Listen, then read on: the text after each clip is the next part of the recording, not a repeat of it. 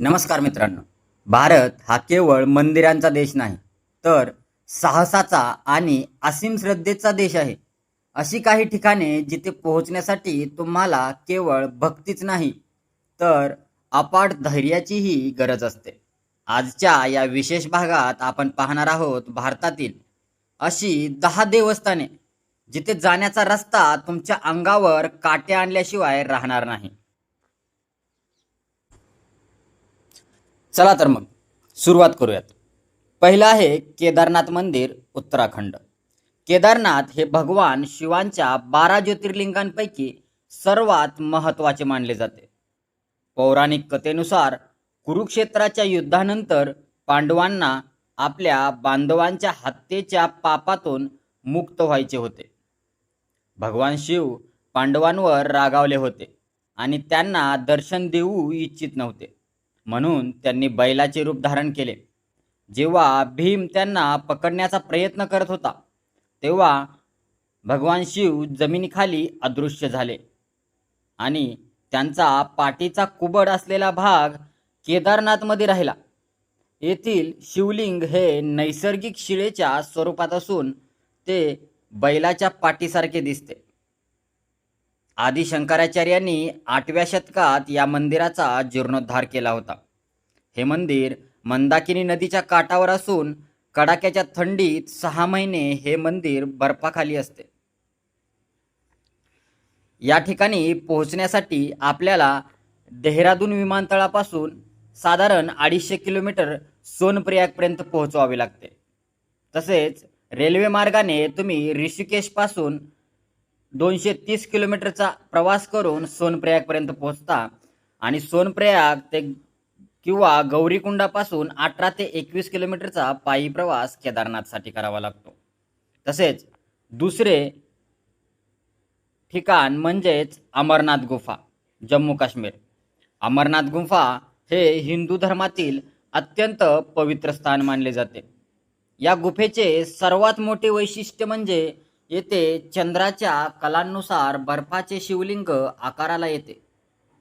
पौराणिक कथेनुसार जेव्हा माता पार्वतीने भगवान शिवाला अमरत्वाचे रहस्य विचारले, म्हणजेच अमरकथेबद्दल विचारले, तेव्हा भगवान शिवजी यांनी या निर्जन गुफेत येऊन आले.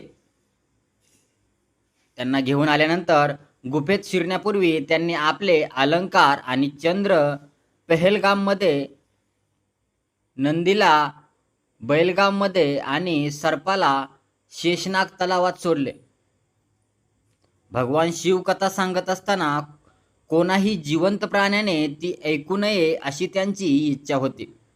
परंतु एका कबुतराच्या जोडीने ती कथा ऐकली आणि ते अमर झाले. अजूनही भाविकांना ती कबुतरांची जोडी दिसते असे म्हटले जाते. आपल्याला या ठिकाणी पोहोचण्यासाठी विमान प्रवासाने श्रीनगर पासून 95 किलोमीटर पहलगावपर्यंत यावे लागते किंवा बालटाल 100 किलोमीटर अंतर आहे.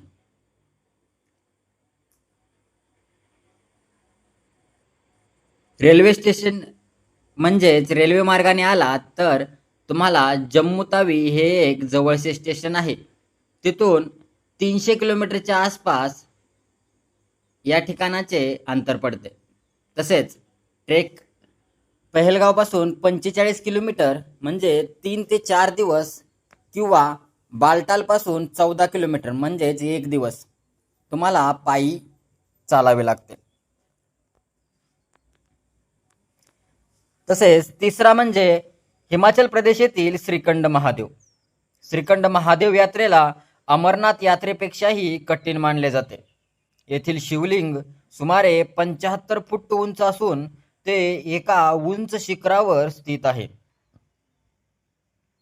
लोककथेनुसार भस्मासूर नावाच्या राक्षसाने कठोर तपस्या करून भगवान शिवांकडून असा वर मिळवला होता की तो ज्याच्या डोक्यावर हात ठेवेल तो भस्म होईल. भस्मासुराने स्वतः महादेवावरच हात ठेवण्याचा प्रयत्न केला. तेव्हा महादेव या शिखरावर येऊन लपले होते. नंतर भगवान विष्णूंनी मोहिनी रूप धारण करून भस्मासुराचा अंत केला. या शिखरावर चढताना भाविकांना भीमडवारी आणि नयन सरोवर यांसारख्या पवित्र ठिकाणांवरून जावे लागते. आपण या ठिकाणी पोहोचण्यासाठी विमान प्रवास करत असाल तर तुम्हाला चंदीगड हे जवळचे विमानतळ आहे. तेथून या तीर्थक्षेत्राचे अंतर जवळपास 260 किलोमीटर आहे जावो गावापर्यंत पोहोचण्यासाठी. तसेच रेल्वे मार्गाने चंदीगड किंवा शिमला हे जवळची रेल्वे स्टेशन आहेत. जावो गावापासून सुमारे 35 किलोमीटरचा खडतर ट्रॅक तुम्हाला पायी चालून पूर्ण करावा लागतो. तसेच चौथे रहस्यमय म्हणजे तुंगनाथ मंदिर उत्तराखंड. तुंगनाथ हे जगातील सर्वात उंच शिव मंदिर असून ते समुद्र सपाटीपासून तब्बल 3680 मीटर उंचीवर आहे. हे मंदिर पंचकेदार पैकी एक असून येथे भगवान शिवाच्या हातांची पूजा केली जाते. असे मानले जाते की पांडवांनी या मंदिराची स्थापना केली होती. मंदिराची वास्तुकला अत्यंत प्राचीन असून ती उत्तर भारतीय शैलीत आहे. तुंगनाथच्या वरच्या बाजूस चंद्रशिला शिखर आहे, जिथे भगवान रामाने रावणाचा वध केला. त्यानंतर पश्चाताप करण्यासाठी तपस्या केली होती. असे मानले जाते हिवाळ्यात येथील संपूर्ण परिसर पांढऱ्या शुभ्र बर्फाने झाकलेला असतो. आपण तुंगनाथ या ठिकाणी पोहोचण्यासाठी विमान प्रवास करत असाल तर जवळचे विमानतळ तुम्हाला देहरादून, तिथून सुमारे अंतर 210 किलोमीटर चोपतापर्यंत. तसेच रेल्वे मार्गाने जवळचे रेल्वे स्टेशन ऋषिकेश, अंतर 190 किलोमीटर चोपतापर्यंत. आणि चोपतापासून 4 किलोमीटरचा खडा चढ तुम्हाला पायी चालावा लागेल. त्याचबरोबर पाचवे म्हणजे साबरीमाला मंदिर, केरळ. साबरीमाला मंदिर हे भगवान अय्यप्पा यांना समर्पित आहे, जे शिव आणि मोहिनी म्हणजेच विष्णू अवतार यांचे पुत्र मानले जातात. हे मंदिर केरळमधील पठाणमथिट्टा जिल्ह्यातील पेरियार व्याघ्र प्रकल्पाच्या घनदाट जंगलात डोंगरावर वसलेले आहे. या मंदिराची यात्रा अत्यंत कठीण असते, कारण भाविकांना 41 दिवस ब्रह्मचर्य पाळून अनवाणी चालत यावे लागते. या यात्रेला मंडलम काळ म्हटले जाते. मकर संक्रांतीच्या दिवशी येथे मकर ज्योती दिसते, ज्याचे दर्शन घेण्यासाठी जगभरातून लाखो भक्त येतात. साबरीमाला मंदिर या ठिकाणी पोहोचण्यासाठी आपण जर विमान प्रवास करत असाल तर जवळचे विमानतळ कोची आहे, जे 160 किलोमीटर दुरीवर आहे पंबापर्यंत. तसेच जवळचे रेल्वे स्टेशन चेंगनूर आहे, जे 90 किलोमीटर पंबापर्यंत आहे. तसेच पंबा बेस कॅम्पपासून 5 किलोमीटर घनदाट जंगलातून डोंगरावरती चढायचे आहे. त्याचबरोबर सहावे म्हणजे हेमकुंड साहिब उत्तराखंड. हेमकुंड साहिब हे जगातील सर्वात उंच गुरुद्वारा असून ते हिमालयातील 7 डोंगरांच्या कुशीत वसलेले आहे. गुरु ग्रंथ साहिबमधील उल्लेखानुसार शीखांचे 10वे गुरु गुरु गोविंद सिंग यांनी आपल्या पूर्वजन्मी दुष्ट दमन म्हणून येथे तपस्या केली होती. या गुरुद्वाराच्या शेजारी एक अत्यंत स्वच्छ तलाव आहे, ज्याला हेमकुंड म्हणजेच बर्फाचे कुंड असे म्हटले जाते. असे मानले जाते की रामायणातील लक्ष्मण यांनीही येथे तपस्या केली होती. येथील पाणी वर्षभर बर्फासारखे शीतल असते. हेमकुंड साहिब या ठिकाणी पोहोचण्यासाठी तुम्हाला जवळचे विमानतळ देहरादून आहे. तेथून गोविंद घाटापर्यंत अंतर आहे 300 किलोमीटर. तसेच नजीकचे रेल्वे स्टेशन ऋषिकेश आहे. गोविंद घाटापर्यंतचे अंतर 280 किलोमीटर आहे.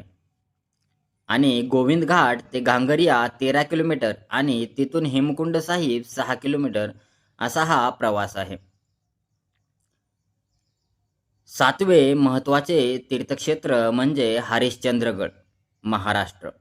हरिश्चंद्रगड हा किल्ला 6व्या शतकातील असून तो कलचुरी साम्राज्याच्या काळात बांधला गेला होता. या किल्ल्यावर हरिश्चंद्रेश्वर हे प्राचीन शिवमंदिर आहे, जे दगडात कोरलेले उत्कृष्ट उदाहरण आहे. मंदिराच्या शेजारी सप्ततीर्थ नावाचा तलाव आहे आणि एका गुहेत एक मोठे शिवलिंग आहे, जे 4 खांबांनी वेढलेले आहे. असे म्हटले जाते की हे 4 खांब सत्ययुग, त्रेतायुग, द्वापरयुग आणि कलियुग यांचे प्रतीक आहेत. जेव्हा कलियुग संपेल तेव्हा शेवटचा उरलेला खांबही तुटेल, अशी लोकधारणा आहे. हरिश्चंद्रगड येथे पोहोचण्यासाठी विमान प्रवासाने आलात तर तुम्हाला पुणे या नजीकच्या विमानतळावर यावे लागेल. तिथून 130 किलोमीटर अंतर आहे. तसेच मुंबईवरून 200 किलोमीटर अंतर पडते. रेल्वे मार्गाने आलात तर कल्याण 100 किलोमीटर खिरशेश्वरपर्यंत पडते. तसेच पाचनई गावापासून 2-3 तास किंवा खिरशेश्वरपासून 5 ते 6 तास लागतात हरिश्चंद्रगड येथे पोहोचण्यासाठी. तसेच 8वे तीर्थक्षेत्र आहे पावागड शक्तिपीठ, गुजरात. पावागड हे देवीच्या 51 शक्तिपीठांपैकी एक असून येथे सतीचा उजवा पाय पडला होता असे मानले जाते. या डोंगरांच्या शिखरावर महाकाली मातेचे मंदिर असून ते अतिशय जागृत मानले जाते. प्राचीन काळी विश्वामित्र ऋषींनी येथे देवीची आराधना केली होती. हे मंदिर एका उंच टेकडीवर असून पायथ्याशी चांपानेर हे ऐतिहासिक शहर आहे, जे युनेस्को जागतिक वारसा स्थळ आहे. येथील नैसर्गिक दृश्ये आणि पावसाळ्यातील ढगाळ वातावरण मन प्रसन्न करते. आपल्याला विमान प्रवासाने या ठिकाणी पोहोचण्यासाठी वडोदरा हे नजीकचे विमानतळ आहे. त्याचे अंतर 50 किलोमीटर आहे. तसेच रेल्वे स्टेशन वडोदरा हे सर्वात जवळचे रेल्वे स्टेशन असून त्याचे अंतर या ठिकाणापासून 45 किलोमीटर आहे. चांपानेरपासून पायऱ्या किंवा रोपवे सुविधा आपल्याला उपलब्ध आहे. तसेच 9वे तीर्थक्षेत्र म्हणजे कळसुबाई शिखर. कळसुबाई हे महाराष्ट्र राज्यातील सर्वोच्च शिखर असून याची उंची 1646 मीटर आहे. स्थानिक कथेनुसार कळसू नावाची एक मुलगी या डोंगरावर राहायला आली होती आणि तिने गावातील लोकांची सेवा केली. तिच्या स्मरणात शिखरावर छोटेसे मंदिर बांधण्यात आले आहे. या शिखराला महाराष्ट्राचे एव्हरेस्ट म्हटले जाते. यात्रेच्या वेळी आणि नवरात्रीत हजारो भाविक खडतर चढण चढून देवीच्या दर्शनाला येतात. ट्रेकिंगच्या दृष्टीने हे अतिशय आव्हानात्मक आहे. या ठिकाणी पोहोचण्यासाठी विमान प्रवासाने येणाऱ्या भाविकांसाठी जवळचे विमानतळ नाशिक आहे, जे 80 किलोमीटर अंतरावरती आहे. तसेच मुंबई हे 155 किलोमीटर अंतरावरती आहे. रेल्वे मार्गाने आलात तर इगतपुरी हे जवळचे रेल्वे स्टेशन आहे, जे 32 किलोमीटर अंतरावरती आहे. आपल्याला रेल्वे मार्गाने इगतपुरीला आलात तर तिथून बारी गावापर्यंत पोहोचण्यासाठी 32 किलोमीटरचा अंतर आहे. बारी गावापासून 4 ते 5 तासांचे चढण आहे. तसेच 10वे तीर्थक्षेत्र म्हणजे वैष्णोदेवी, जम्मू. वैष्णोदेवी मंदिर हे त्रिकुटा पर्वतरांगेत वसलेले आहे. माता वैष्णोदेवी ही महाकाली, महालक्ष्मी आणि महासरस्वती यांचे एकत्रित रूप मानली जाते. पौराणिक कथेनुसार मातेने भैरवनाथाचा वध करण्यासाठी या गुफेत आश्रय घेतला होता.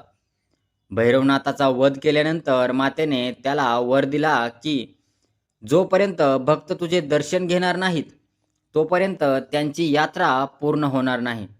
म्हणून भाविक देवीच्या दर्शनानंतर भैरवबाबा मंदिरात जातात.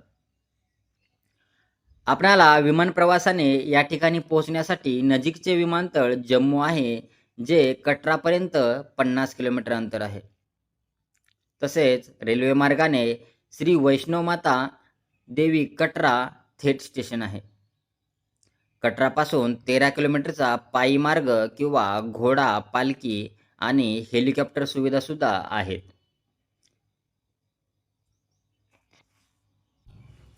तर मित्रांनो, आपल्याला या ठिकाणी जाण्यासाठी करावयाची पूर्वतयारी आणि घ्यायची खबरदारी म्हणजे शारीरिक फिटनेस.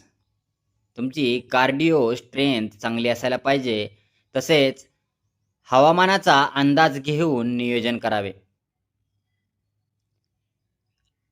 आणि ट्रेकिंग प्रेमींनी योग्य ट्रेकिंग गिअर्स म्हणजे शूज, जॅकेट्स वगैरेंचा व्यवस्थित चेक करून घ्यावे आणि आपली वैद्यकीय तपासणी घेणे अनिवार्य आहे.